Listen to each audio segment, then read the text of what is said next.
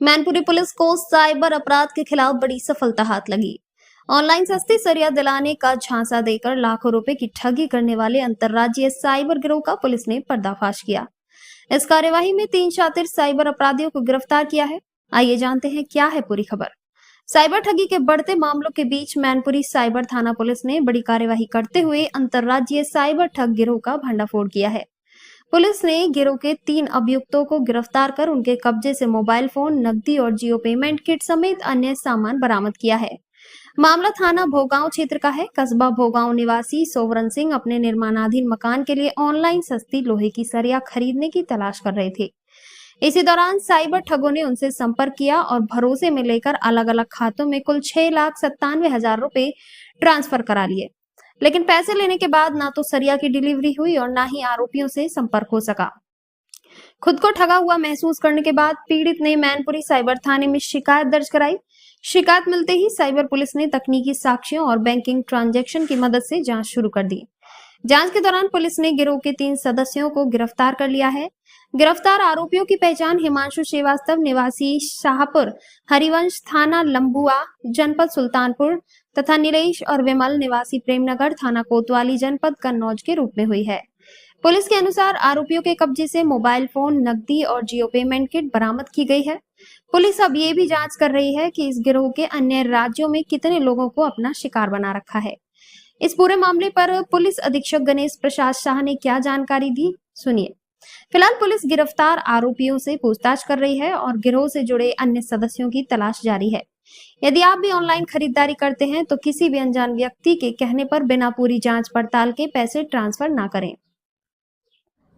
और सागर पुलिस ने इन्होंने पर्दाफाश किया है, इसमें 3 आरोपियों को गिरफ्तार भी किया। पूरा मामला क्या था? देखिए, जैसा बताया गया कि रिटायर्ड फौजी है सोरेन सिंह।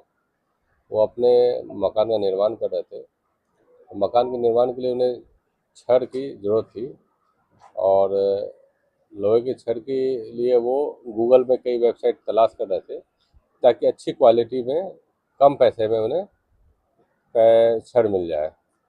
इसी क्रम में उन्हें जब वो साइट सर्च करते हैं तो वहाँ पर एक नंबर दिखता है। नंबर से कॉल जब ये संपर्क करते हैं तो उनसे कहते हैं कि आपको भी कुछ देर बाद कोई कॉल करेंगे और आपको जो डिलीवरी वगैरह छड़ की है वो मिनिमम रेट में आपको मिल जाएगा।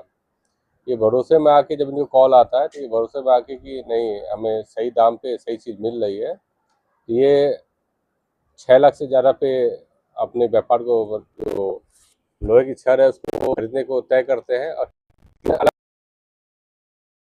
अलग जमा करते हैं। बाद में जब इन्हें सामग्री की डिलीवरी नहीं होती है तब उसे संदेह होता है कि ये हो सकता है कि ये फ्रॉड मतलब कि व्यक्ति है और फ्रॉड मतलब व्यापार पे इनका संपर्क हो गया है। तो साइबर थाना के द्वारा इस पे इन्वेस्टिगेशन स्टार्ट किया जाता है, मुकदमा दर्ज की जाती है।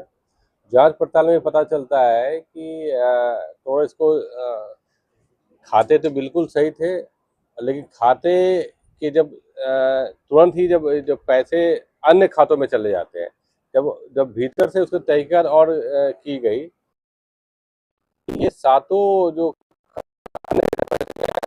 उनको जो जो बनाने की प्रक्रिया थी और जो वेरिफिकेशन था वो एक ही जगह पे एक ही व्यक्ति के द्वारा किया जाता था।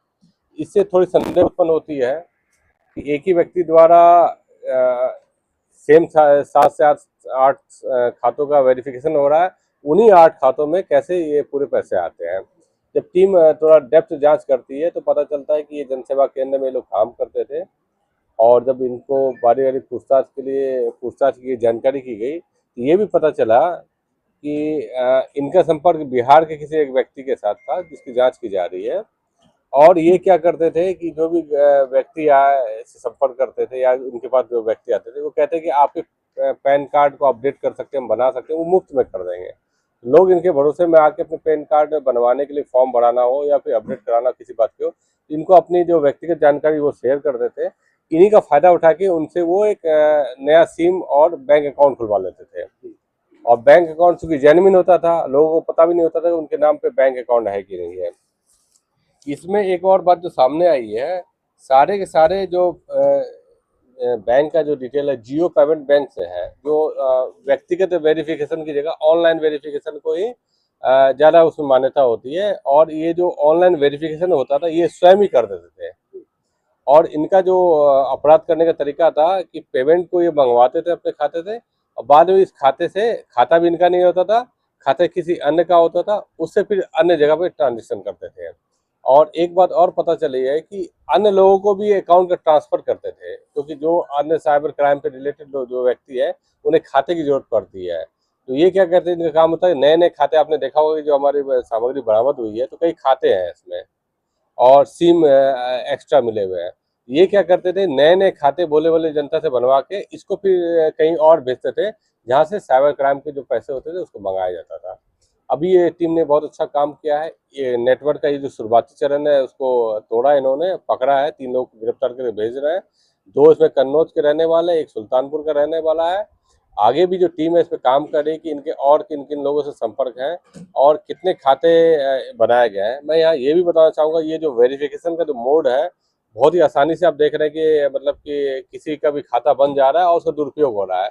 तो बैंक से भी हम लोग संपर्क करेंगे कि कैसे इसको और आगे इस तरह की बातें ना हो सके, और आगे जो साइबर क्राइम की जो संभावना है उसको और कम कैसे किया जा सके। सर कितनी ठगी की गई थी और पुलिस ने उससे कितना रिकवर किया गया? देखिए, रिकवरी की बात जो कह रहे हैं, तो आपको मैंने पहले बताया कि ये पहले तो 3 चरणों में इन्होंने पैसे मंगाए 6 लाख से ज़्यादा, और जब बारी-बारी जब पैसे जब भरोसे में वो देते गए तो आराम से 2-3 जो ट्रांज़ैक्शन था उन्होंने अन्य खातों में करते करते गया।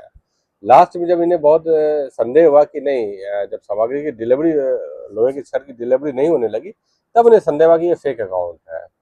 तब जाके हुआ तो कुछ रुपए की बरामद हुई है, सिम कार्ड की बरामद हुई है, आप बैंक खाते आप देख रहे हैं, और जितने भी इन्होंने जनता को ठगा है उनके भी रिकॉर्ड है, ताकि जो होता क्या है इसमें कि